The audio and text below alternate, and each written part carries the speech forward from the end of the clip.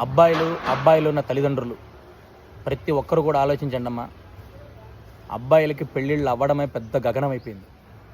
ఎందుకంటే అమ్మాయిలు వెల్ ఎడ్యుకేటెడ్గా ఉన్నారు, ఎక్కడ ఏ విషయంలోనూ కాంప్రమైజ్ అవ్వట్లేదు, అన్నీ ఆచితూచి ఎక్కడ కాంప్రమైజ్ కాకుండా అన్నీ ఓకే అనుకుంటేనే మ్యాచ్ ఓకే చెప్పి పెళ్లి చేసుకుంటున్నారు.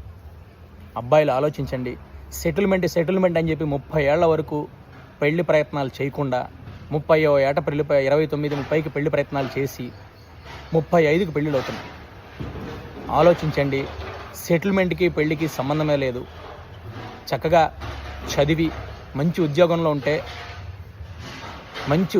ఉంటే చక్కగా చదువుకొని మంచి ఉద్యోగంలో ఉంటే మంచి క్యారెక్టర్ ఉంటే 27 అయినా సరే 28 అయినా సరే పెళ్లి ప్రయత్నాలు చేయండి.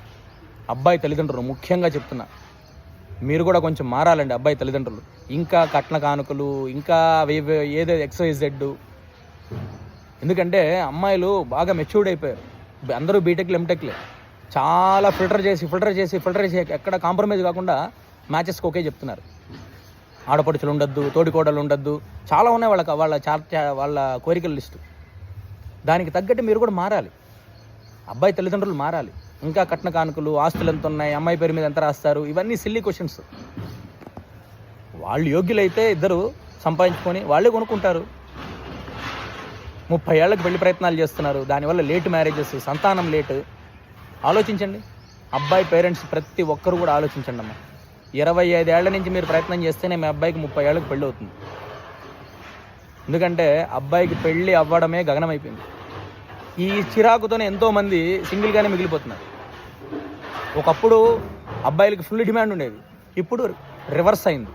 సైకిల్ రివర్స్ అయింది. అమ్మాయిలకి ఫుల్ డిమాండ్ అయిపోయింది. అబ్బాయి అమెరికాలో ఉన్నా, విదేశాల్లో ఉన్నా, సెటిల్మెంట్ అయినా, ఆస్తులున్నా, ప్రాపర్టీస్ ఉన్నా, పెళ్ళి అవ్వడం గగనం అయిపోయింది. అన్నీ ఉన్న లైఫ్లో పెళ్ళి అవ్వడం గగనం అయిపోయింది. అబ్బాయి పేరెంట్స్ ఆలోచించండి. అబ్బాయిలు